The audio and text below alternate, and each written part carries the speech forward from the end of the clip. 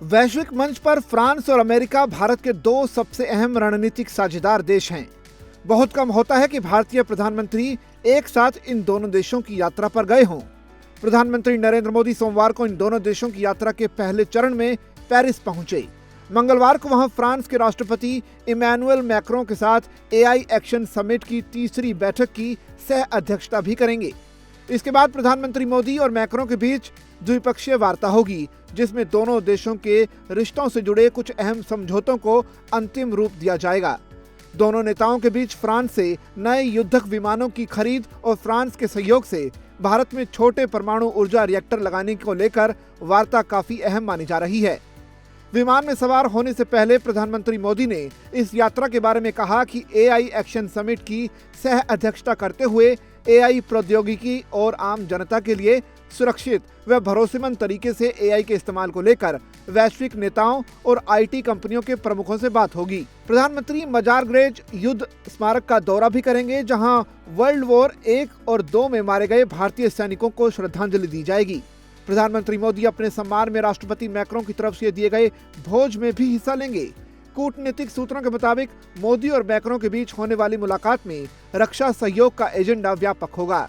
खासतौर पर युद्धक विमान राफेल के नए बेड़े की खरीद और स्कॉर्पियन वर्ग की 6 पनडुब्बी भारत में बनाने के प्रोजेक्ट P-75 की समीक्षा की जाएगी।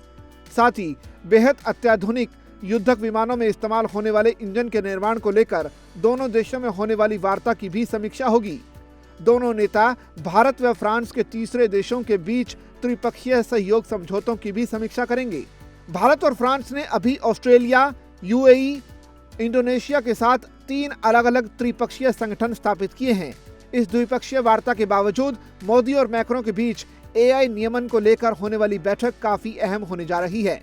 एआई एक्शन समिट में दुनिया के 100 देशों की प्रमुख हस्तियों के हिस्सा लेने की संभावना है।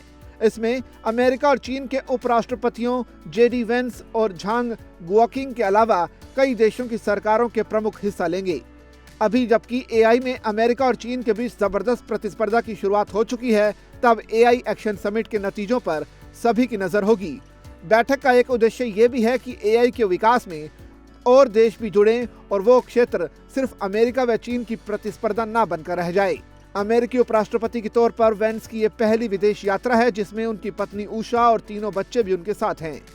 मैक्रों ने एक इंटरव्यू में प्रौद्योगिकी और शिक्षा में भारत की ताकत पर रोशनी डाली। उन्होंने कहा कि भारत एक ट्रेनिंग सुपर पावर है।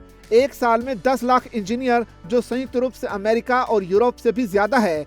एक सवाल के जवाब में उन्होंने कहा कि हम अपनी प्रतिभाओं को प्रशिक्षित करना चाहते हैं ताकि वो विदेश जा सकें, लेकिन उन्हें घर पर भी रहना चाहिए।